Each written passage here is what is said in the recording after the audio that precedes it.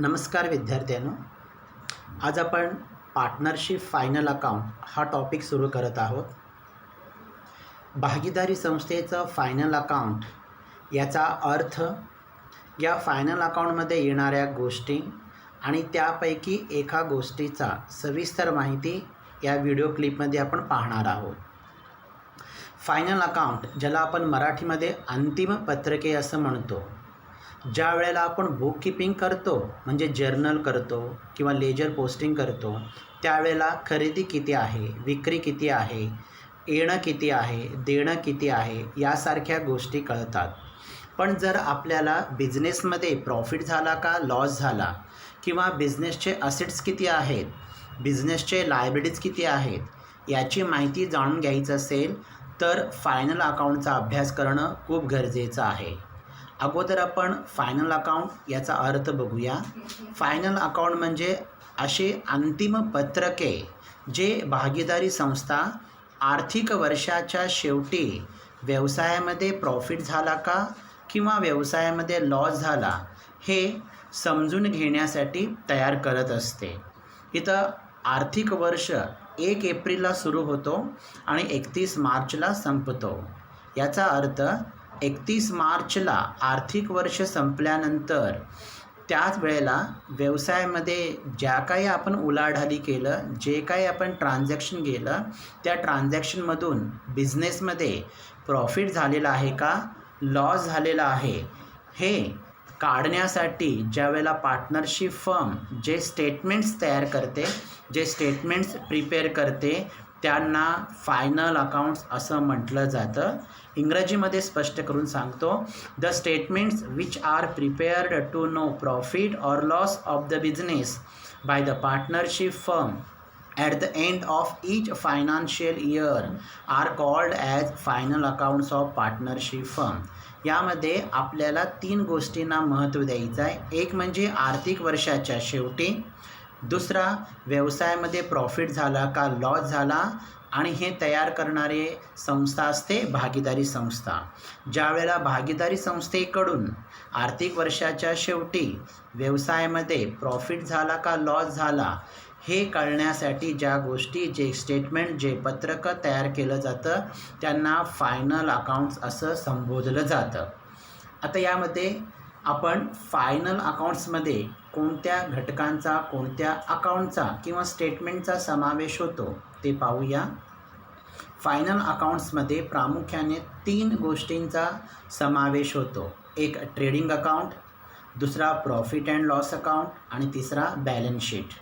Trading account हा एक account आहे, त्याला मराठीमध्ये व्यापारी पत्रक असं म्हटलं जातं. प्रॉफिट अँड लॉस अकाउंट देखील अकाउंटच आहे, त्याला मराठीमध्ये नफा तोटा पत्रक असं म्हटलं जातं. परंतु बॅलन्स शीट हा अकाउंट नाही, तर तो एक स्टेटमेंट असतो. या स्टेटमेंटला, या बॅलन्स शीटला मराठीमध्ये म्हटलं जातं ताळेबंद पत्रक. या 3 घटकांचा, या 3 गोष्टींचा आता आपल्याला सविस्तरपणे अभ्यास करायचा आहे. या 3 गोष्टींपैकी आज आपण फक्त ट्रेडिंग अकाउंटचाच अभ्यास करणार आहोत. ट्रेडिंग अकाउंट, ज्याला मराठीमध्ये व्यापारी पत्रक असं म्हटलं जातं, हा ट्रेडिंग अकाउंट फायनल अकाउंटमधला पहिला अकाउंट आहे.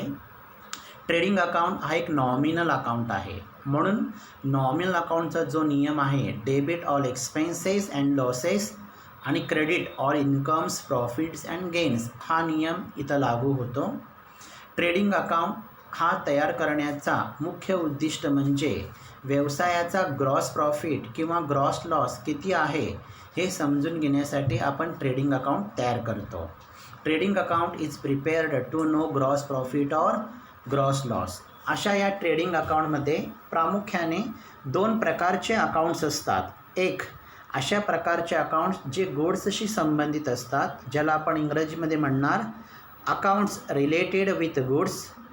अकाउंट्स रिलेटेड विथ गुड्समध्ये परचेस अकाउंट येतो, सेल्स अकाउंट येतो किंवा परचेस रिटर्न येतो, सेल्स रिटर्न येतो, ओपनिंग स्टॉक, क्लोजिंग स्टॉक.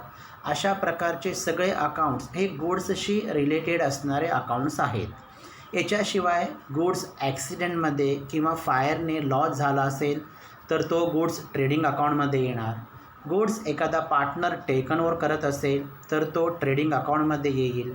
काही वेळेला गुड्स फ्रीमध्ये डिस्ट्रीब्यूट करतात, असा देखील गुड्स ट्रेडिंग अकाउंटमध्येच येतो. यानंतर दुसरे प्रकारचे अकाउंट्स म्हणजे डायरेक्ट एक्सपेन्सेस किंवा डायरेक्ट इन्कम होय.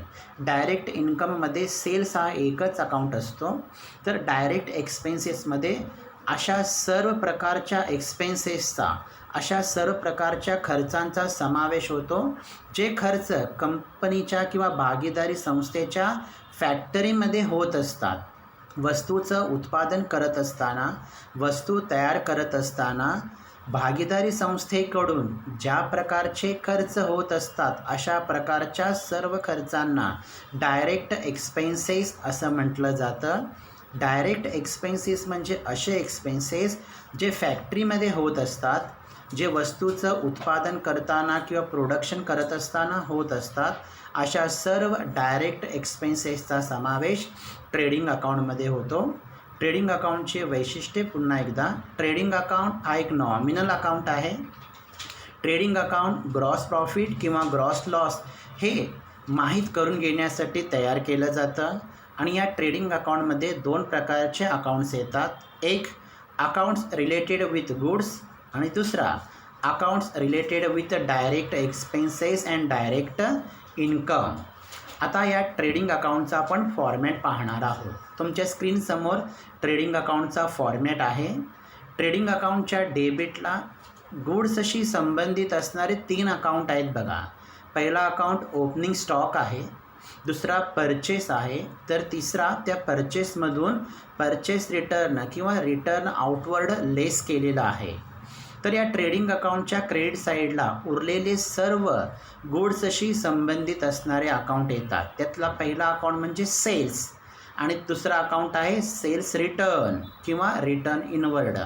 त्याखाली असणारे सगळे अकाउंट्स हे गुड्सशी संबंधित असणारेच अकाउंट आहेत. तुम्ही बघू शकता ट्रेडिंग अकाउंटच्या क्रेडिट साईडला असणारे account goods loss by fire, goods loss by theft, goods distributed as free sample, goods lost in accident, goods withdrawn bye partners आणि शेवटी क्लोजिंग स्टॉक.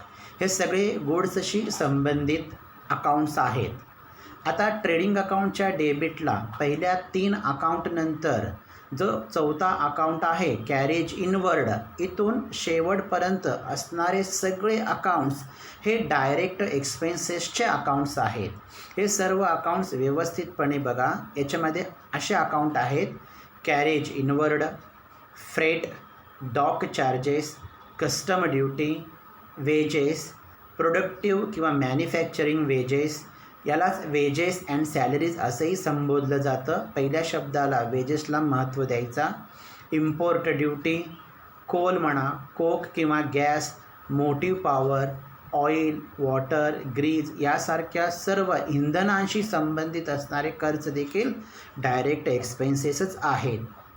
परचेस केलेल्या गुड्सवरचं रॉयल्टी असेल किंवा वस्तूचं उत्पादन करत असताना जो काही पॅकिंग केला जातो तो प्रायमरी पॅकिंग चार्जेस असेल, factory lighting, factory rent, factory insurance हे सर्व डायरेक्ट एक्सपेन्सेसमध्येच मोडतात. आणि जो वर्क मॅनेजर असतो, वर्क मॅनेजर आणि फक्त मॅनेजर याच्यामध्ये खूप फरक आहे.